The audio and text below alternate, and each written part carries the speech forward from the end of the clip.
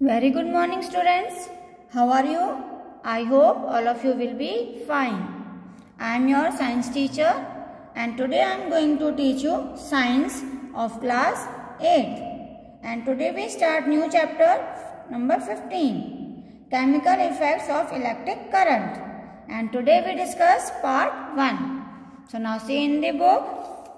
This is your science book of class 8. Now open chapter number 15. Now see here, this is the chapter number 15, chemical effects of electric current. Electric current का chemical effect क्या होगा वो हम इस chapter में discuss करेंगे. So let's start. You have already studied in the previous class that the materials which allow electric current to pass through them easily are conductors. आपने previous class में पढ़ा होगा कि जो मटेरियल इलेक्ट्रिक करंट पास करते हैं यानी कि जिनके अंदर इलेक्ट्रिक करंट पास होता है उन्हें हम कंडक्टर्स कहते हैं. And those which do not allow electric current, और जिसके अंदर इलेक्ट्रिक करंट पास नहीं होता इज कॉल्ड इंसुलेटर्स, उन्हें हम इंसुलेटर्स कहते हैं. Can you give a few example of good conductors of electricity and poor conductors of electricity. क्या आप इस तरह कुछ एग्जाम्पल्स गुड कंडक्टर और पुअर कंडक्टर के बता सकते हैं. Is water a conductor of electricity और नॉट, क्या जो वाटर है क्या वो एक इलेक्ट्रिसिटी का कंडक्टर है या नहीं है. Now here we make use of a tester to test whether the electric current flows through a material or not. हम यहाँ पर किसी भी मटेरियल में इलेक्ट्रिक करंट पास हो रहा है या नहीं उसे टेस्ट करने के लिए टेस्टर का यूज करते हैं.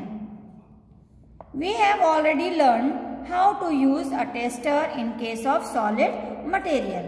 हम पहले ही सीख चुके हैं कि सॉलिड मटेरियल में हम टेस्टर को किस तरह से यूज करते हैं. Let us now learn whether liquid also allow electric current to flow through them and the chemical effect that are produced when electric current flows. चलिए अब हम इसमें पढ़ते हैं कि जो लिक्विड हैं उनके अंदर इलेक्ट्रिक करंट पास होने से उनके अंदर केमिकल इफेक्ट क्या होता है इसके बारे में हम पढ़ते हैं. डू लिक्विड्स कंडक्ट इलेक्ट्रिसिटी, क्या जो लिक्विड होते हैं उनके अंदर इलेक्ट्रिसिटी कंडक्ट होती है यानी कि उनके अंदर इलेक्ट्रिक करंट पास होता है. सम लिक्विड्स कंडक्ट इलेक्ट्रिसिटी, कुछ लिक्विड्स होते हैं जिनके अंदर इलेक्ट्रिक करंट पास होता है. But not all liquids are good conductors, लेकिन सभी लिक्विड्स गुड कंडक्टर्स नहीं होते. The measure of the ability of a substance to allow the flow of electric current is called electrical conductivity. जब किसी भी substance के अंदर इलेक्ट्रिक करंट कितना फ्लो हो रहा है उसको मेजर करते हैं, उसे कहते हैं electrical conductivity. So let us test electrical conductivity in some liquids. तो चलिए हम कुछ लिक्विड्स में इलेक्ट्रिकल कंडक्टिविटी टेस्ट करते हैं कि उनमें इलेक्ट्रिकल कंडक्टिविटी कितनी है. When the liquid between the two ends of the tester allows electric current to pass, the circuit is completed and the bulb glows. When the liquid does not conduct electricity, bulb will not glow. देखिए जब हम किसी liquid के बीच में tester के two ends होते हैं उसमें हम जब इलेक्ट्रिक करंट पास करते हैं तो अगर सर्किट हमारा कंप्लीट है तो बल्ब ग्लो करेगा, और अगर लिक्विड में इलेक्ट्रिसिटी पास नहीं हो रही है तो बल्ब ग्लो नहीं करेगा. At times you will see that the bulb does not glow through the liquid conducts electricity. कभी कभी हम ये देखते हैं कि लिक्विड के अंदर जो बल्ब है वो ग्लो नहीं करता. This may happen if the current flowing through the circuit is too weak. तो इससे ये पता चलता है कि जो हमारा इलेक्ट्रिक सर्किट है वो वीक है and the filament of the bulb does not gate heated sufficiently, और बल्ब का जो फिलामेंट होता है वो पूरी तरह से हीट नहीं हो पाया है। In such cases we need to use a more sensitive detector. तो इस केस में हमें ज़्यादा सेंसिटिव डिटेक्टर्स जैसे कि एलईडी, इलेक्ट्रिक बल्ब की जगह पर हमें एलईडी यूज़ करनी होगी, या फिर मैग्नेटिक कंपास हम यूज़ करेंगे। Some terms associated with chemical effect soft electric current. कुछ टर्म्स हैं जो हम केमिकल इफेक्ट हैं इलेक्ट्रिक करंट में, उसे हम स्टडी करेंगे। फर्स्ट है electrolyte. An electrolyte may be defined as a substance which conduct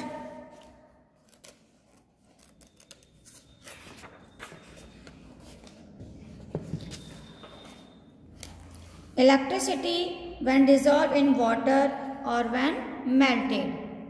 वो सब्सटेंस जिसमें इलेक्ट्रिसिटी मतलब उसको वाटर में जब हम डिसॉल्व करते हैं या उसको हम गर्म करते हैं तो उसमें इलेक्ट्रिसिटी पास होती है। A solution of any electrolyte। Electrolyte का क्या मतलब है? तो बच्चों इलेक्ट्रोलाइट हम उसे कहते हैं एक ऐसा सब्सटेंस जिसको वाटर में डिसॉल्व करने से उसमें इलेक्ट्रिसिटी पास होती है, या फिर हम उसको गर्म करते हैं तो उसमें इलेक्ट्रिसिटी पास होती है। A solution of any electrolyte is called electrolyte solution। और इस तरह से इलेक्ट्रोलाइट का जो सॉल्यूशन है उसे हम इलेक्ट्रोलाइट सॉल्यूशन कहते हैं। जैसे example sodium chloride, sulphuric acid, ये सब हमारे इलेक्ट्रोलाइट सॉल्यूशन के एग्जांपल हैं। नॉन इलेक्ट्रोलाइट क्या होते हैं? A substance which does not conduct electricity. एक ऐसा सब्सटेंस जिसमें इलेक्ट्रिसिटी पास नहीं होती थ्रू इट्स सॉल्यूशन, जब हम उसको किसी सॉल्यूशन में डालते हैं। इन वाटर और इन मोल्टन स्टेट, किसी भी वाटर में डालते हैं या फिर हम उसको गर्म करते हैं, इज कॉल्ड नॉन इलेक्ट्रोलाइट। तो वो जो सब्सटेंस है वो कैसा है? नॉन इलेक्ट्रोलाइट है। अब एग्जांपल है जैसे एरिया, शुगर, बेंजीन एटसेट्रा, ये सब हमारे नॉन इलेक्ट्रोलाइट हैं। Cation and A9. अब कैटाइन और एनाइन क्या होते हैं?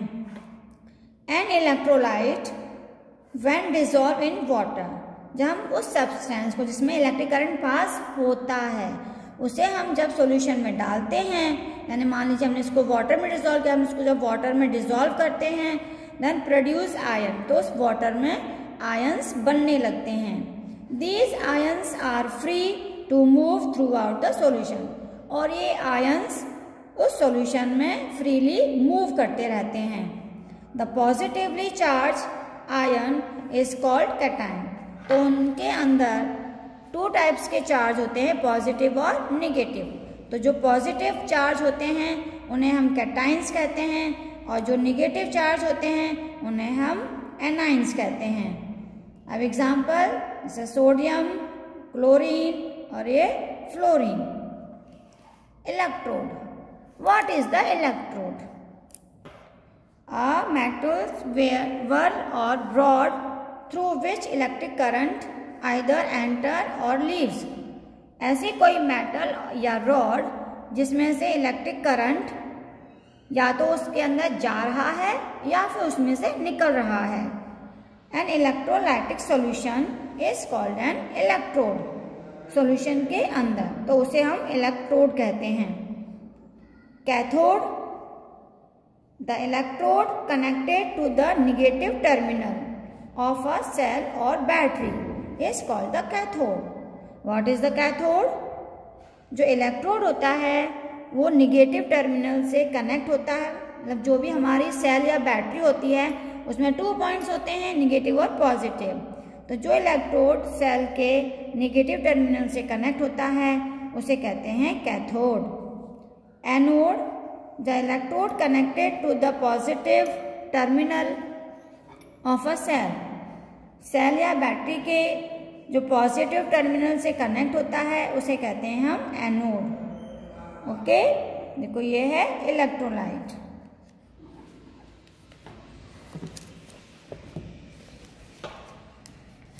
LED, light emitting diode. It requires a very small current to emit light. इसके अंदर से लाइट निकलने के लिए इसे बहुत ही कम अमाउंट में करंट की जरूरत होती है. It has 2 leads. इसके अंदर 2 वायर होते हैं. One slightly longer than other. जो 2 वायर्स होते हैं उसमें से एक वायर दूसरे से थोड़ा सा लॉन्ग होता है, यानी कि बड़ा होता है, लंबा होता है. The longer lead is always connected to the negative terminal. और जो लॉन्गर वायर होता है उसे हम निगेटिव टर्मिनल से कनेक्ट करते हैं बैटरी के जो निगेटिव टर्मिनल होता है. LEDs are available in different colors. So today we stop up to here. Now in next videos we will discuss about the further. So thank you. Have a nice day.